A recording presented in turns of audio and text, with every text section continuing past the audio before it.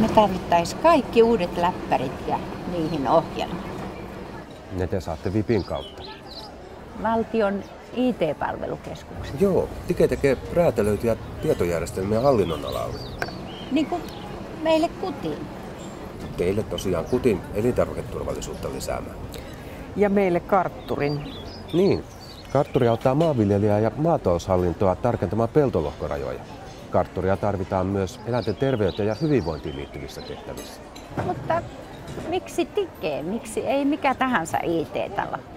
Tike on hallinnonalan ICT-palvelukeskus. Tike on erikoistunut maatalous- ja elintarvikehallinnon tietojärjestelmiin. Sen ansiosta me kyetään kehittämään tehokkaasti hallinnonalan tietojärjestelmiä kokonaisuutena ja huolehtimaan myös siitä, että tietojärjestelmät toimivat hyvin yhteen. Hallinnonalan palvelukeskuksena Tike kykenee tietojärjestelmien pitkäjänteiseen ylläpitoon. Näin autamme kumppaneitamme onnistumaan omassa toiminnassaan. ICT-palvelukeskus. Mutta eikö Tike ole myös tilastoviranomainen? On. Tike tekee tilastoja maataloudesta ja elintarviketurvallisuudesta. Ne on erittäin kysyttyjä, koska ne liittyvät koko kansantalouteen, kansalaisten hyvinvointiin ja ruokaturvaan.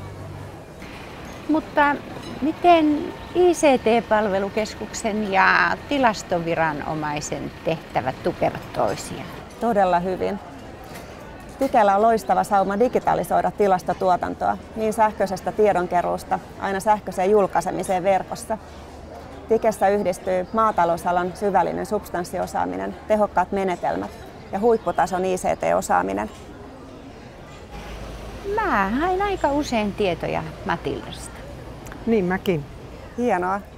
Kaikki Tiken tilastot löytyy Matilda maataloustilastopalvelusta ilmaiseksi.